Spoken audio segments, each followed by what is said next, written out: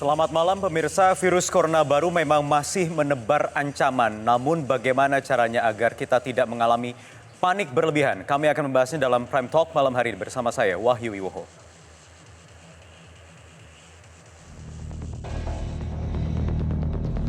Masyarakat tidak perlu memborong kebutuhan sehari-hari, tidak perlu. Yang justru bikin langka itu karena pembelian besar-besaran, tindakan menimbun dan memborong itu sendiri.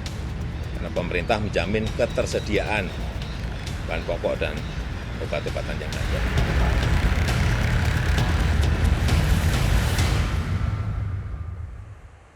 Ya, itu dia tadi yang ditegaskan oleh Presiden Joko Widodo menyikapi panic buying yang kemarin melanda sejumlah kawasan di ibu kota dan juga sejumlah kawasan lainnya di tanah air menyusul penetapan pengumuman oleh Presiden sendiri kemarin di hari Senin terkait ada 2 warga negara Indonesia yang positif terjangkit virus corona baru di Jakarta. Kita lihat ini datanya adalah 2 orang yang positif corona baru asal Depok, Jawa Barat yang saat ini sudah ditangani oleh tim di Rumah Sakit Penyakit Infeksi Sulianti Saroso di Jakarta Utara yang kabarnya per hari ini baik selang infus kemudian selang bantuan pernafasan lewat oksigen juga sudah mulai dicabut dan sejak kemarin bahkan kami mendengar informasinya bahwa suhu tubuh dari kedua pasien yang positif corona di RSPI Sulianti Saroso itu sudah mulai normal, artinya tidak demam atau tidak mengalami panas tinggi. Sementara itu kita lihat di Semarang, Jawa Tengah, kemudian ada di Batam, Kepulauan Riau dan juga di Cianjur, Jawa Barat ada 3 suspek corona yang meninggal dunia. Meski demikian sudah ditegaskan bahwa ketiganya negatif dari virus corona baru. Sementara itu, Kementerian Kesehatan juga sudah menegaskan bahwa ada 155 suspek virus corona baru yang sudah diambil spesimennya dari 44 rumah sakit di 23 provinsi. Di Indonesia, 151 diantaranya dinyatakan negatif. Kami belum mendapatkan informasi secara akurat apa yang terjadi terhadap 4 pasien suspek virus corona baru lainnya. Baik, kita lihat lagi ke slide berikutnya. Ini yang kemarin mungkin kita harus cermati bagaimana mengantisipasi penyebaran virus corona baru, yaitu ada sejumlah tahapan yang dilakukan. Tentunya salah satunya adalah dengan tidak perlu tadi seperti yang disampaikan oleh Presiden Joko Widodo adalah tidak perlu melakukan panic buying. Ini yang disampaikan oleh Presiden Joko Widodo.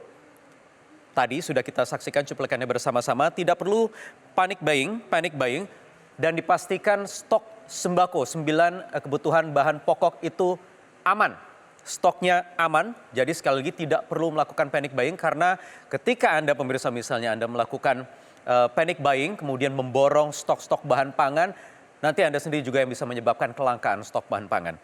Kemudian bagaimana sebenarnya mencegah penyebaran virus corona baru? Sudah banyak langkah-langkah yang sudah dideliver oleh pemerintah melalui Menteri Kesehatan Terawan Agus Putranto, diantaranya adalah menjaga kesehatan tubuh. Imunitas, Menkes menyebut bahwa jangan panik berlebihan yang bisa memicu stres. Ketika stres itu datang akan mempengaruhi imunitas tubuh kita, kekebalan tubuh kita, sehingga nantinya akan sangat mudah terpapar virus corona baru. Ada juga dari WHO, pemerintah dan juga WHO mengeluarkan statement juga bahwa ini soal masker yang juga kemarin, nah ini juga susah lagi. Masker ini kemarin harganya seharusnya hanya puluhan ribu rupiah, bisa naik ditemui di pasaran sekitar 305 ribu rupiah. Untuk kategori tertentu seperti N95 bahkan ada yang sampai atau menyentuh angka 1 juta rupiah. Kepolisian Republik Indonesia bahkan juga sudah mengingatkan jangan main-main terhadap menaikkan harga masker dan juga sejumlah kebutuhan bahan pokok karena nanti akan bisa dijerat oleh dengan pidana. Jadi sekali lagi masker hanya untuk orang sakit untuk mencegah penyebaran droplet atau virus lewat air liur yang tersebar atau menyebar lewat semburan batuk atau pilek. Jadi bukan untuk Anda yang sehat atau tidak sakit. Kita saksikan dulu informasi yang satu ini. Pemerintah melalui Presiden Joko Widodo membantah keraguan internasional terhadap Indonesia dalam mengantisipasi penanganan penyebaran COVID-19 atau virus corona baru. Sejak awal pemerintah ini benar-benar mempersiapkan. Persiapan misalnya rumah sakit, lebih dari 100 rumah sakit yang siap dengan ruang isolasi mengenai virus corona. Dengan standar isolasi yang baik. Kita juga memiliki peralatan yang memadai sesuai dengan standar internasional. Kita juga memiliki persiapan untuk reagen yang cukup. Kita juga memiliki tim gabungan yang ini juga tidak pernah saya sampaikan, tim gabungan TNI Polri dan sipil dalam penanganan ini. Kita juga memiliki SOP yang standarnya sama dengan standar-standar internasional yang ada. Kita juga memiliki anggarannya ada, dan ini juga diprioritaskan. Bahkan Menteri Kesehatan memastikan Indonesia masuk ke dalam tim evaluasi bersama Lembaga Kesehatan Dunia WHO sejak 2017. Joint External Evaluation Tool yang dilakukan oleh WHO kita, Indonesia ini, ya kita yang dinilai dengan menggunakan Joint External Evaluation Tool di 2017 ya, 2017 sudah diselenggarakan. Jadi bayangkan bagaimana persiapan kita jauh-jauh hari menghadapi ini. Di sisi lain, sebuah laporan Otoritas Kesehatan Malaysia menyebut ada 7 kasus warga negara asing yang disebut sempat mampir di Indonesia dan positif terjangkit virus asal Wuhan, Tiongkok itu seusai bertolak dari Indonesia. Kementerian Kesehatan Indonesia masih melakukan penelusuran perjalanan terhadap 7 riwayat kasus positif virus corona baru yang tercatat sempat berkunjung ke Indonesia. Tim Liputan Metro TV.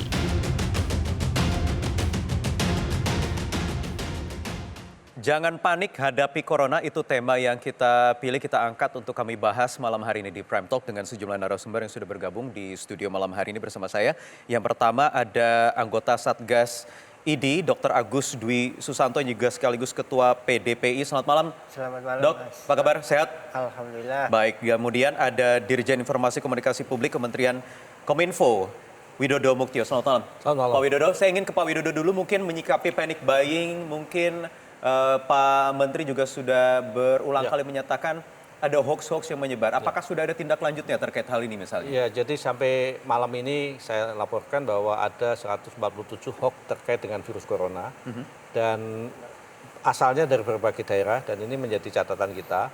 Kemudian Menkominfo juga sudah mengirimkan surat ke kepolisian untuk bisa ditindaklanjuti berita-berita yang memang tidak benar, dan juga tentu ini bertentangan dengan ITE, sehingga nanti saya yakin tidak lama lagi akan kita proses, dan sebetulnya ini sudah berjalan. Hanya saya kira jadi ada yang sudah diproses, sudah ada yang ditindak. Iya. Jadi memang kita akan mencoba lebih mengintensifkan komunikasi kita dengan aparat kepolisian. Apa update dari kepolisian, Pak? Sudah ada yang diringkus mungkin? Kalau yang dulu sudah, jadi ada yang awal-awal ya? Awal-awal Yang sudah. awal-awal. Dan ini makanya kami sebenarnya dari sisi Kominfo berharap betul masyarakat jangan di tengah musibah yang tidak hanya kesehatan tapi juga kemanusiaan ini justru iseng membuat sesuatu yang nanti punya implikasi yang saya kira merugikan. Betul. Ini kan kemarin baru ditetapkan ada 2 WNI yang positif di dalam negeri. Apakah semakin bermunculan lagi hoax-hoax itu, Pak? Ya, hoax itu justru di awal-awal dulu kan di berbagai rumah sakit seolah-olah ada, ternyata nggak ada ya. Nah sekarang ini sudah mulai dikombinasi dengan info-info yang terkait dengan Rusia, kemudian di negara-negara yang lain yang seolah-olah Indonesia juga nanti akan mengalami situasi yang juga tidak menguntungkan. Makanya jangan membuat narasi lah ya, kita berharap betul supaya nanti tidak berurusan dengan aparat, dan kami di Kominfo sekarang ini juga menggelontorkan informasi-informasi yang positif yang mudah-mudahan bisa menjadi acuan yang menyehatkan buat masyarakat. Adakah isinya yang terkait soal kepanikan warga yang berimplikasi terhadap panic buying tadi, membeli kebutuhan-kebutuhan pokok termasuk masker dan lain sebagainya? Kalau hoaxnya belum ada. Hoaxnya tidak ada. Tetapi memang berita-berita yang faktual itu memang ada kan. Justru kita sekarang saatnya media, semua media, saya kira media mainstream, media medsos yang dimiliki oleh kita bisa menginformasikan fakta-fakta itu, dan kemudian bagaimana kita mengedukasi masyarakat. Ini persoalannya, bagaimana. Nah itu yang paling sulit, Pak Widodo, soal edukasi masyarakat ini. Ini juga beban dari kami media. Betul, media. Bagaimana yang dilakukan oleh Kementerian Kominfo? Nah kami bahkan malam ini juga kita mengundang semua pimpinan redaksi dari berbagai media untuk mari kita bersama-sama Ibu Pertiwi memanggil bangsa kita sedang kena musibah, dan musibah ini sesuatu yang intangible karena kan virus itu susah dideteksi, sehingga tidak nampak dan itu bisa menimbulkan opini-opini yang bisa merugikan kita semuanya, jadi panik, jadi kemudian membelanjakan sesuatu yang sebenarnya nggak perlu. Pemerintah saya kira tadi sudah disampaikan siap dengan berbagai upaya untuk melindungi masyarakat. Oke, baik. Saya ingin ke Dr. Agus. Dr. Agus, ini sekali lagi nih mungkin kami juga tidak ada lelahnya untuk mencoba mencari tahu lagi. Sebenarnya soal virus corona baru ini seberapa gentingkah atau bagaimana cara menyikapinya publik terkait hal ini? Terima kasih ya Mas. Jadi sebenarnya kan ini harus dipahami oleh masyarakat dan kita semua bahwa coronavirus yang baru ini COVID-19 penyakitnya dan virusnya coronavirus SARS-CoV-2 memang ini sangat menular ya. Infeksius, cepat sekali menular. Tetapi kalau dilihat data yang ada, angka mortalitas ya, risiko kematiannya itu kecil. Fatality ratio itu ya? Hanya sekitar 3%. Bahkan data terbaru dari WHO itu menyatakan sekitar 80% yang terinfeksi itu sembuh. Sembuh, kategorinya ringan. Iya, gitu artinya boleh dikatakan kalau kita sampaikan kepada masyarakat tidak perlu panik ya. Karena tetapi logika masyarakat mungkin pertanyaan baliknya adalah kalau tidak mengkhawatirkan yang tadi sebelumnya dikhawatirkan orang begitu ya. Dengan data-data yang tadi disampaikan 80% bisa sembuh, kategori ringan, fatality ratio-nya hanya sekitar 3%. Kenapa begitu cepat bisa menyebar bahkan melampaui virus-virus yang juga dulu sempat pernah membuat heboh dunia ini? Ya. Ini karena virus baru tentunya kan banyak hal sifat-sifatnya yang juga belum diketahui. Tetapi salah satu yang setelah hampir 2 bulan ini diketahui adalah dia infeksius, ya, mudah menyebar dibanding virus-virus yang sebelumnya. Dan tetapi mortalitasnya rendah berdasarkan data-data yang ada. Nah, ini ada sebuah fakta yang kita tidak bisa pungkiri kan. Kalau kita bandingkan dengan kasus SARS ya, yang mortalitasnya sekitar 10%. Kemudian MERS-CoV yang mortalitasnya sekitar 40%, tentunya itu kan lebih tinggi. Nah, tetapi infeksi ada flu burung yang lebih tinggi lagi. Flu burung lagi hampir sekitar 70-80%. Ya. Nah, tentu ini jauh dibanding yang sebelum-sebelumnya. Tetapi masyarakat kan dilihat bahwa karena ini sesuatu virus yang baru, yang belum pernah ada sebelumnya dan kelihatannya begitu cepat menyebar di populasi, itu menjadi suatu kekhawatiran di masyarakat. Baik, saya sebenarnya masih kurang puas bagaimana mencoba untuk memahami data-data tadi yang sebenarnya perlahan sudah mulai bisa dipahami, Dok. Tetapi kita mewakili publik yang kemarin masih terrepresentasikan, ya masih panik. Kita akan bahas lagi nanti selanjutnya di Prime Talk.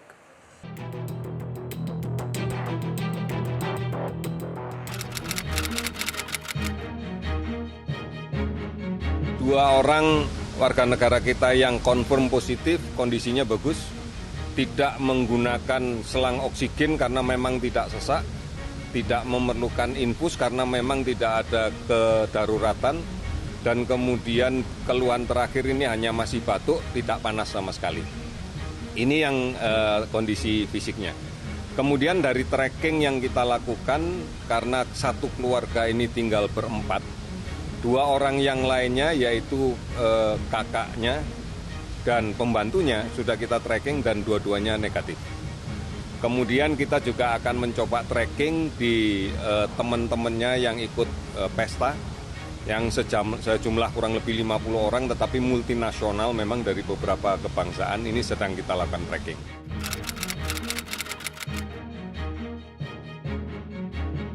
Kemudian kasus terakhir yang berada di seluruh Indonesia, kami pada hari ini sudah melakukan pemeriksaan untuk 155 spesimen. Di antaranya ada 2 yang positif yang kemarin itu, ini data akumulatif.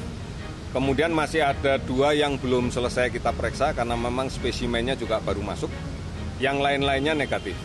Ini berasal dari 44 rumah sakit di 23 provinsi. Anak buah kapal warga negara Indonesia, ex kapal pesiar World Dream. Dia sudah hari ke-6 berada di Indonesia, 188 seluruh spesimennya sudah kita periksa dan negatif. pemantauan kita pada 69 anak buah kapal WNI yang berasal dari Diamond Prince. Seluruh spesimen sudah kita ambil sebanyak 69. Sekarang sedang dalam proses untuk kita selesaikan pemeriksaan keseluruhan. Sudah ada 60 lebih yang sudah selesai per tadi pagi sebelum saya berangkat ke sini. Semuanya negatif, yang 60-an itu, maka sisanya akan kita harapkan pada hari ini, siang ini semestinya sudah selesai, nanti akan kami cek lagi.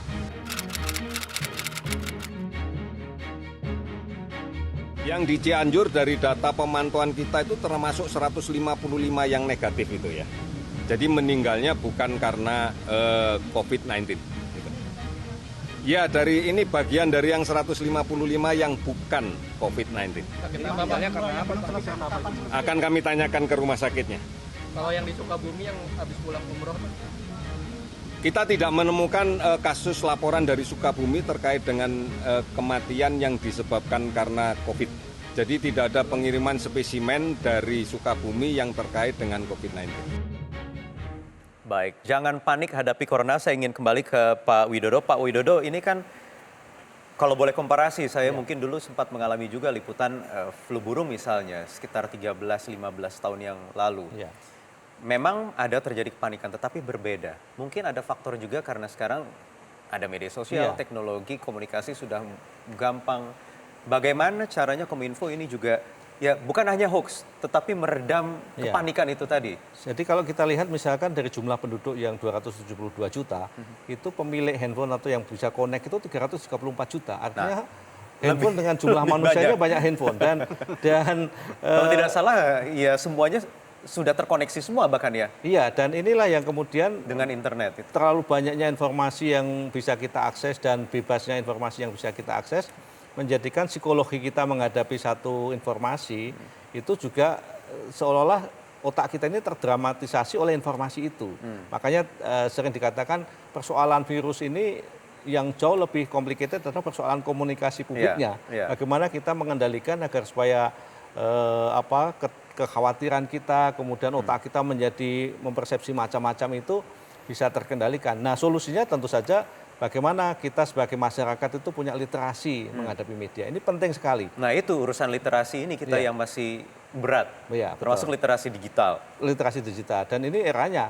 Ini justru saat ini kan di Kominfo sendiri juga sedang mengajak masyarakat untuk memahami digitalisasi ini. Ya, yang repot adalah sekarang ada broadcast message, WA group, belum lagi kemudian tidak hanya media-media yang trusted, begitu media mainstream yang sekarang juga sudah menggunakan media sosial atau digital platform, tapi juga ada media-media lain, new media, digital content yang sekarang ini sangat mudah memberikan informasi, tetapi akurasinya itu yang dipertanyakan. Judulnya clickbait, segala macam. Sebetulnya tantangan kita, makanya masyarakat kita, dan corona ini kan bukan persoalan di Indonesia, jadi dengan handphone kita bisa mengakses informasi yang di luar negeri yang banyak sekali. Jadi dari sisi kontennya itu banyak sekali karena case-nya tidak hanya di Indonesia. Nah, kegaduhan global ini menjadikan kita makin cepat terpengaruh untuk mengambil sikap-sikap yang kadang-kadang nggak rasional, kadang-kadang kegiatan kita itu emosional meskipun kita terdidik, educated. Nah, ini yang saya kira menjadi penyadaran kita semuanya bahwa mari kita ini bisa menjadi masyarakat yang betul-betul bisa memisahkan, dan bahkan menurut saya kalau kayaknya sudah kelelahan informasi, mendingan dikurangi. Jangan overload informasi, itu menjadi kita juga nggak sehat. Iya, karena memang sebenarnya terdidik di luar dunia maya, tetapi begitu masuk ke dunia maya, seolah-olah lupa lagi latar belakang keilmuan dan pendidikan. Jadi ada satu dunia reality sama dunia virtual. Ini kalau kita kacaukan terus begini ya, ini menjadikan kita, pikiran kita nggak sehat dan juga jadi nggak kritis. Makanya dalam literasi media selalu kita harapkan masyarakat, mari kita menjadi orang yang betul-betul selected dan juga menjadi kritis. Jangan sampai waktu kita habis untuk membaca yang sebenarnya nggak perlu. Ya, oke. Ini ada ranahnya masing-masing. Dari dunia medis juga saya masih belum puas lagi ingin mencoba menjembatani antara pemirsa di rumah yang mungkin masih belum puas juga, Dok. Belum tenang juga. Ini bagaimana caranya? Mungkin ada tidak perbandingan seperti data-data yang tadi sudah kita singgung sebelumnya. Di Cina itu 80% yang terinfeksi kasusnya ringan. Rata-rata mayoritas yang meninggal dunia itu lansia. 80 tahun ke atas paling besar porsinya. Sementara datanya di sana usia 0 sampai 9 tahun nihil. Kenapa bisa demikian? Jadi memang kalau kita lihat data yang ada di Cina ataupun juga beberapa negara lain itu terlihat sekali bahwa yang resiko kasus berat dengan angka kematian yang terjadi itu sebagian besar pada populasi orang tua ya. Orang tua di atas 50 tahun itu datanya yang ada. Kenapa bisa begitu? Itu mungkin bisa dilihat beberapa faktor atau beberapa aspek ya. Aspek yang pertama adalah bahwa pada orang tua tersebut fungsi dari pernapasan, paru dan pernapasan termasuk kekebalan imunitas pada saluran nafas itu sudah mulai menurun ketika udah usia lanjut ya. Yang kedua adalah ada faktor penyerta, penyakit penyerta pada usia lanjut tersebut ya. Seperti ada diabetes, kemudian ada penyakit ginjal, kemudian juga ada penyakit jantung. Nah, kenapa dengan penyerta ini meningkatkan risiko kematian? Karena yang diserang virus ini adalah paru. Nah, ketika paru mengalami infeksi, itu ada gangguan oksigenasi. Ya, oksigen masuk berkurang, dalam darah berkurang, dan yang mengalir ke seluruh tubuh itu pun oksigennya turun. Berkurang juga. Ketika organ-organ yang ada sudah mengalami gangguan seperti jantung atau ginjal, ditambah oksigennya turun, maka itu akan menyebabkan gangguan pada organ-organ tersebut menjadi lebih berat, sehingga resiko kematiannya menjadi lebih tinggi. Tapi kenapa beda dengan anak-anak? Biasanya ini kan sepaket, Dok. Lansia dan anak-anak ini menjadi dua kelompok usia yang rentan terhadap penyakit.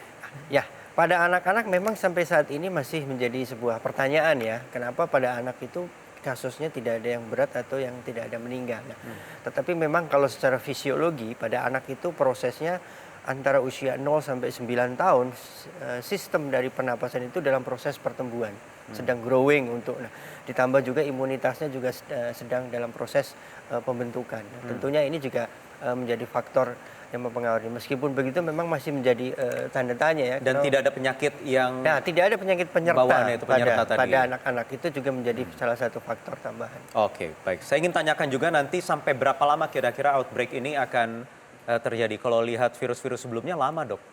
Termasuk vaksinnya, berapa lama dibutuhkan nanti? Sekarang sudah ada yang mengklaim termasuk Cina sendiri untuk mendaftarkan paten, tetapi berapa lama nanti untuk bisa membuat warga dunia ini termasuk Indonesia bisa semakin tenang menghadapi virus corona baru ini? Sesaat lagi di Prime Talk.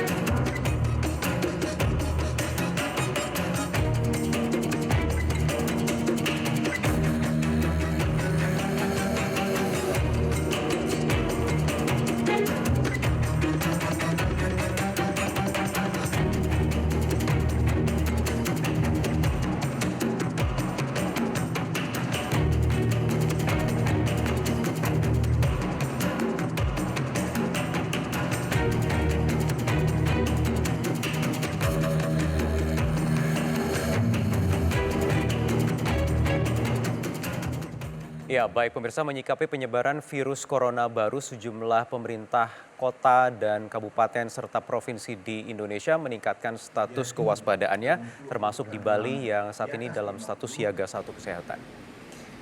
Ini adalah situasi di Bali untuk hari ini yang memang dalam beberapa hari terakhir ini ditemukan sejumlah suspek corona baru di Bali, dan pemerintah Bali juga di Denpasar khususnya juga sudah melakukan sejumlah tahapan untuk menanggulangi penyebaran virus corona baru, termasuk peningkatan di fasilitas di rumah sakit dan juga di bandara.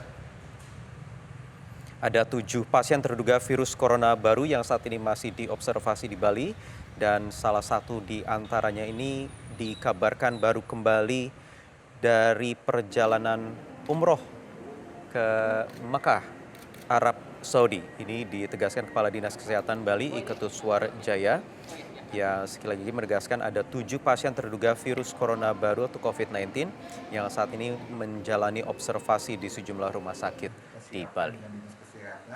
Andai kata nanti terjadi atau membutuhkan ruangan di atas 50, Baik, sudah bergabung langsung dari Denpasar, Bali, ada Kepala Dinas Kesehatan Provinsi Bali, Ketut Suarjaya. Selamat malam, Pak Ketut.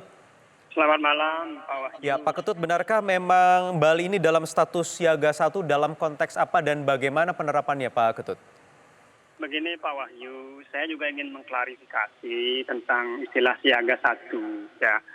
Karena dari Kemenkes itu tidak pernah membuat pernyataan tentang gradasi siaga.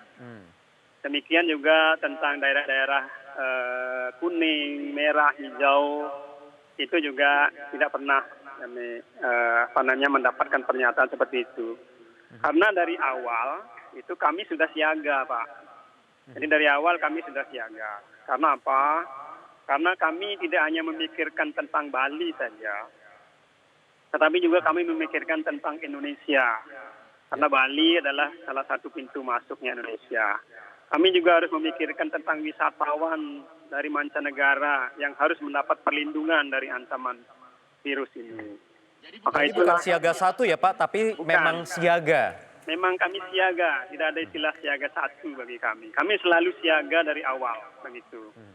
Baik. Jadi, ya. Perkembangan hingga malam hari ini terkait ada 7 orang yang dalam observasi, bagaimana, Pak Ketut? Ya betul, seperti apa yang disampaikan tadi. Memang kami juga memantau ya, mengobservasi dari awal itu sejumlah 29 kasus ya. 29 kasus yang dalam observasi karena dari riwayat perjalanan sempat ke luar negeri atau berasal dari luar negeri juga. Kemudian dari gejala-gejala klinis juga mengalami demam, batuk, pilek ya. Dan juga gangguan pernafasan, sehingga kami lakukan observasi. Dari 29 yang diobservasi dan dikirim sampelnya ke Litbangkes Jakarta, 22 kasus hasil pemeriksaan sudah negatif. Dan memang tersisa 7 kasus.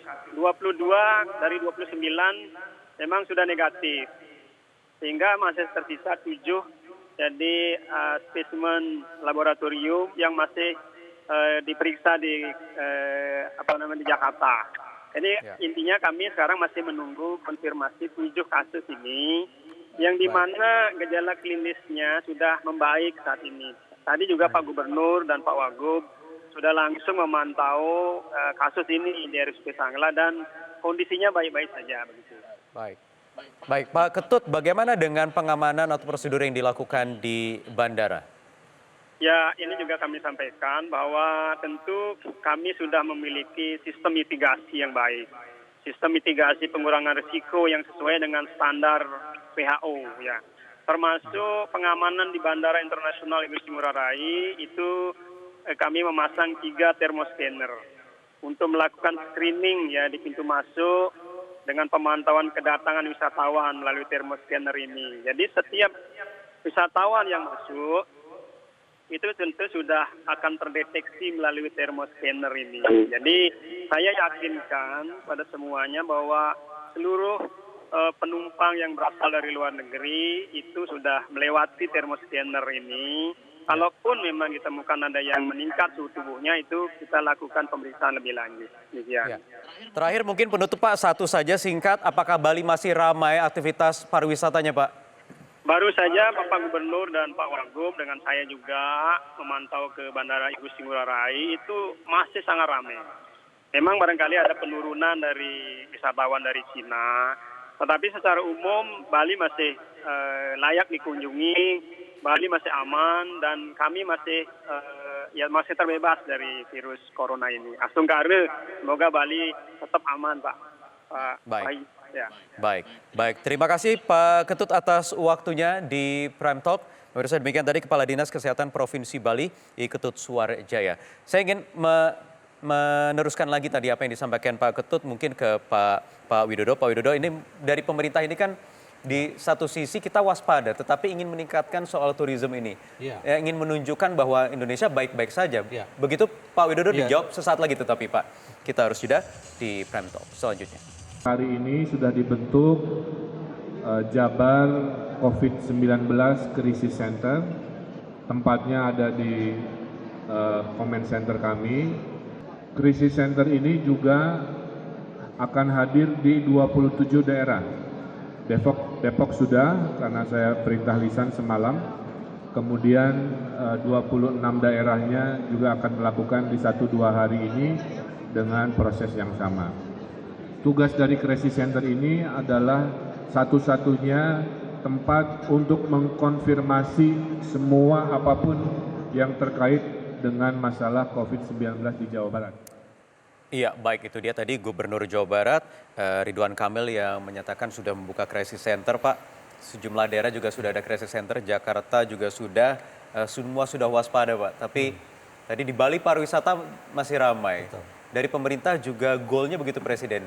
Ya. Bagaimana tetap menarik wisatawan, insentif diberikan, potongan harga, diskon segala macam. Apa sebenarnya ini dikejar? Jadi sebetulnya di tengah kewaspadaan ini ingin tetap tenang begitu. Jadi sebetulnya pemerintah sudah sekian lama ini menyiapkan apa yang disebut dengan Impres nomor 4 2009 tentang peningkatan kemampuan dalam mencegah, mendeteksi dan merespon wabah penyakit yang punya tentu saja tidak hanya persoalan penyakitnya, tapi punya implikasi pada dunia pariwisata, dunia perekonomian, perdagangan, dan juga sampai pada perilaku-perilaku yang di luar rasional. Makanya ini juga kita sedang menggalakkan bagaimana kita mengedukasi, bagaimana masyarakat mengkonsumsi informasi secara cerdas dan bisa menyelesaikan masalah supaya tidak bingung.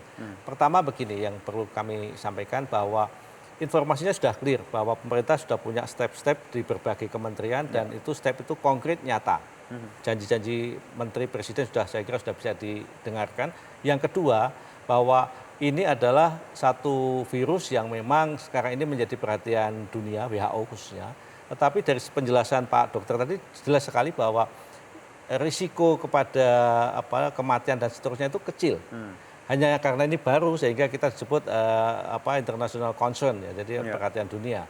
Nah, oleh sebab itu masyarakat tentu saja dengan rasional yang sederhana saja, kalau informasi sudah clear, jangan kemudian menelan informasi-informasi yang nggak rasional, yang suasananya emosional dan akhirnya menjebak diri dia dalam perilaku-perilaku yang kemudian destruktif buat dirinya dan juga walaupun ini tidak gampang loh Pak Widodo. Betul, tidak gampang. Makanya menjadi masyarakat yang menelan informasi secara kritis itu dilatih, harus dilatih dan kita semua rasanya juga semua komponen bisa memberikan keteladanan dalam berperilaku. Jadi memang seharusnya seperti itu, Pak Dr. Agus. Tetap tenang seperti biasa, padahal ini public health emergency dari WHO. Ya. Global. Ya.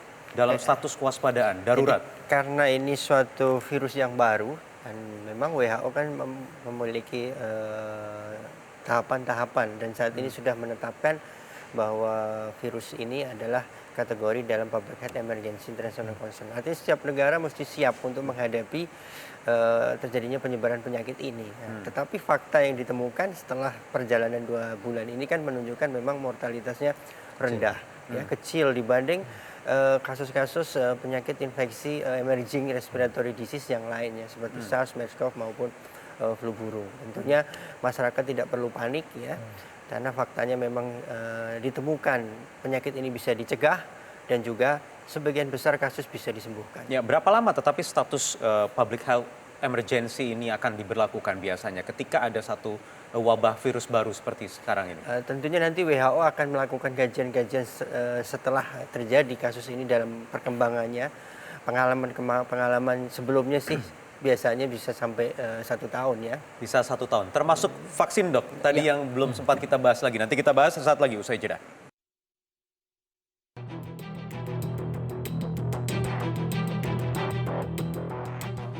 Pada kesempatan kali ini juga hadir Bapak Ibu Pemprov yang luar biasa, komitmennya terus hadir, diundang. Baik pemirsa, gambar yang Anda saksikan saat ini adalah keterangan pers yang sesaat lagi akan dimulai, yang dihadiri oleh Menko Pembangunan Manusia Muhadjir Effendi, kemudian ada Menteri Luar Negeri Retno Marsudi, ada Menkom Info Joni G. Plate, dan juga ada Menteri Kesehatan Terawan Agus Putranto. Dan ini menyikapi apa yang diminta oleh Presiden agar lintas sektoral atau kementerian bisa duduk bersama dalam menghadapi penyebaran virus corona baru. sahabat-sahabat saya, para pimpinan redaksi dalam forum Pemret, serta rekan-rekan wartawan sekalian. Hari ini, malam ini, secara khusus ya surprise untuk saya sebetulnya. Karena memang rencana awalnya kita adalah ini bagian dari pertemuan rutin kita. Kita sudah melakukan sebelumnya pertemuan dan diskusi masalah aktual Indonesia bersama para Pemret dulu ya di Hotel Crown. Dan rencananya kali ini memang hari ini di sini. Sebetulnya ini saya sudah rencanakan lama, tapi baru tadi dilakukan. Kebetulan situasinya memang ada banyak masalah-masalah aktual yang terkait dengan kehidupan kebangsaan kita. Tetapi karena masalah-masalah aktual itu nanti akan dibicarakan dan diskusi secara cair, secara terbuka bersama-sama dengan rekan-rekan pimpinan redaksi. Ya, maka tentu baru bisa kita sampaikan hasil pembicaraannya setelah diskusi. Ya, saya mohon maaf apabila ada rekan-rekan wartawan yang mendapat informasi kalau malam ini konferensi pers.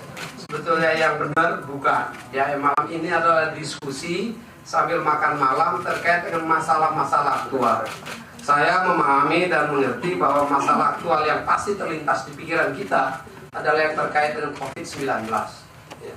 Tapi sebetulnya masalah aktual negara tidak saja COVID-19 yang menyangkut masalah kesehatan, tetapi tentu terkait dengan masalah-masalah lainnya yang perlu kita berdiskusi dan sama persepsi dan alur informasinya, sehingga nanti kita mempunyai kekuatan yang sama dengan basis informasi yang sama ya bagi rekan-rekan pimpinan redaksi ya, sehingga mentransmisikan informasi kepada khalayak, para masyarakat itu betul-betul dapat kita lakukan dengan penuh tanggung jawab, memenuhi standar-standar pers ya, akuntabilitasnya terjaga dengan baik, serta cek, recheck, cross check itu bisa kita lakukan.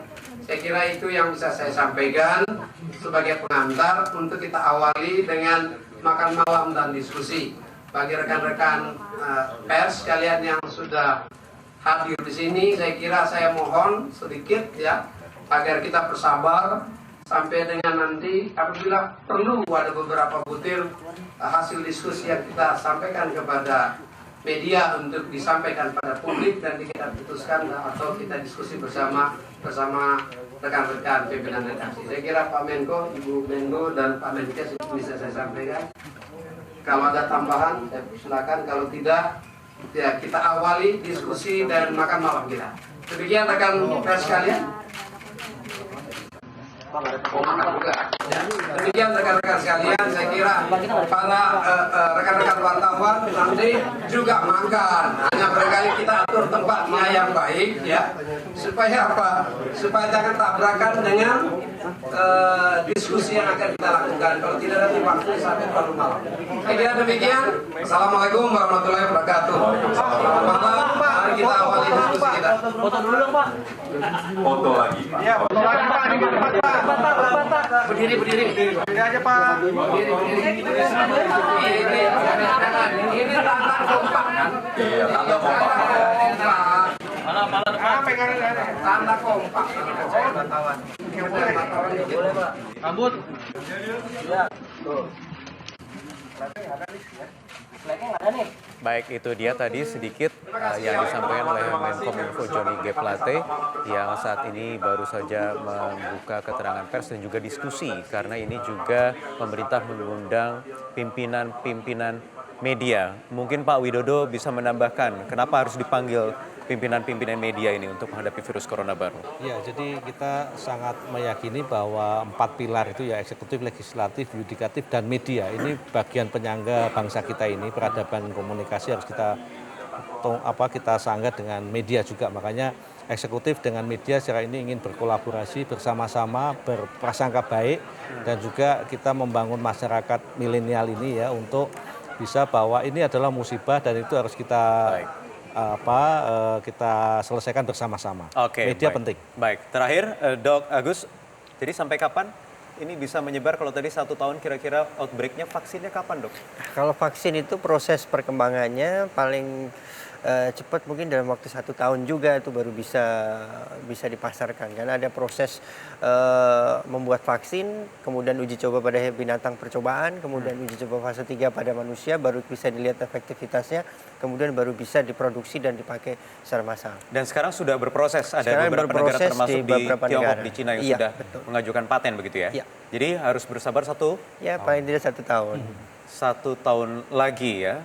Dan harganya biasanya bagaimana? Dan ini bisa didapatkan dengan mudah di rumah sakit umum atau bagaimana? Tentunya nanti kalau sudah diproduksi massal itu akan dilihat ya apakah harganya itu bisa applicable untuk dipakai di masyarakat. Tetapi kalau ini memang vaksinnya efektif dan bagus, tentunya pemerintah akan bisa memberikan kepada masyarakat. Baik, terima kasih Dr. Agus. Pak Widodo, terima kasih atas waktunya di Prime Talk malam hari ini. Pemirsa, demikian informasi dan juga perbincangan kami malam hari ini. Kita jumpa lagi besok di waktu yang sama. Selamat malam, sampai jumpa.